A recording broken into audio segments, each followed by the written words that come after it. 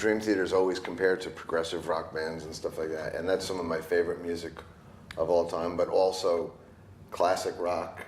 I mean, actually, the other Dream Theater guys listen to prog rock bands like Genesis, Yes, Pink Floyd, but they don't really listen to classic rock like I do, like the Beatles and Zeppelin and Cream and Hendrix and the Doors and Procol Harum.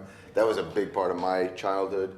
And then the other Dream Theater guys don't really listen to the more obscure metal stuff like I grew up on. I mean, the classic metal stuff like Priest and Old Maiden and Old Scorpions and Accept, like we were talking about, but also the thrash scene. So that's my background, is kind of that.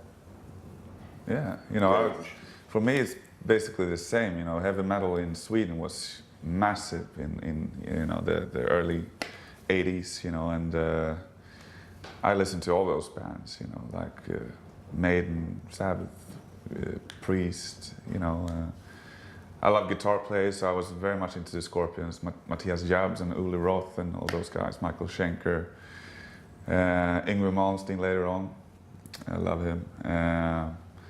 And basically it was like evolution, you start with whatever classic rock from the 70s and then the heavy metal bands of the 80s and then go into thrash and speed metal, and somebody played you, like Bathory or something, I got into death metal, black metal, and that's basically when I started a band, in the late 80s.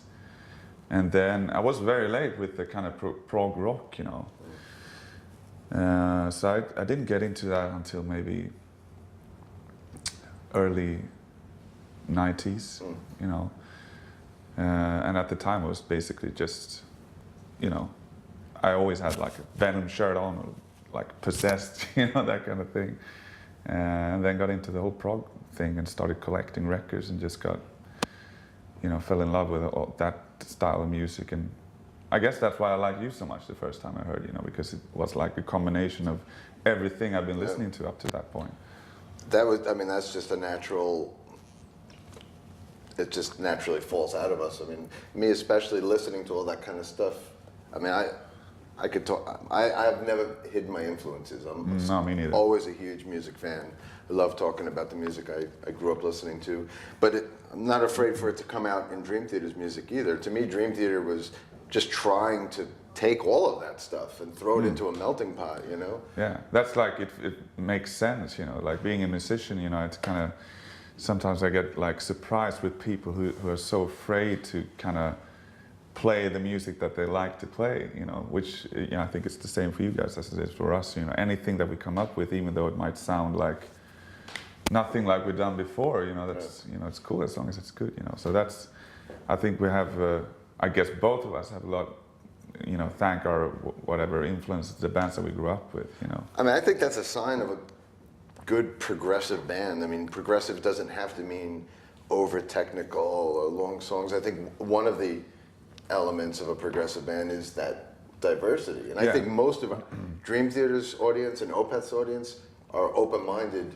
listeners that like Sabbath just as much as they like Pink Floyd. I think a lot of our audience are those type of people. Yeah, I think that's what like progressive, like the term progressive rock, when they started using that like in the late 60s or whatever, it was because the bands were blending blues, jazz, and rock, whatever, and just putting everything into their songs, which I guess that's why they label it that way. If you look at like King Crimson, that's what they were doing. It was psychedelic music, it was blues, it was jazz. It's like a jazz band, it's like almost like some songs, it's a jazz song, So people just called that style progressive, which is basically just everything, and I think that's what Dream Theater and Opeth and so many other of these bands today that have that progressive label, they don't have to sound like Yes or Genesis to be a progressive band. I think a lot of progressive bands are just as influenced by maybe Motorhead or the Ramones. I love the Ramones and the Sex Pistols, and that has nothing to do with progressive. You don't need to be like, just because we're a progressive band that we can't appreciate the Misfits or something, Totally. But I think with Dream Theater, I think you must have been one of the like pioneers for kind of the progressive metal type of tag, I think maybe we were just the first to get lucky to get the acceptance or recognition. Because I think before us, you know, Fate's Warning was doing it before us, and Watchtower, and even like Halloween or like Merciful Fate. Merciful Fate was doing like all these time changes and everything, and Queensryche, and even Metallica, early Metallica albums had long songs. Justice for All. Yeah, I mean, so I mean, Dream Theater kind of somehow became the poster boy for this progressive metal sound, but there were certainly many I think, you know, like us. Maiden was also like in the early days. I know for a fact that like Steve Harris is a big fan of Underground Generator and bands like that. Jethro Tull, I know. They did covers. Yeah, they did Cross-Eyed Mary, and they were doing long They did the songs. Nectar cover, King of Twilight. Oh yeah, yeah.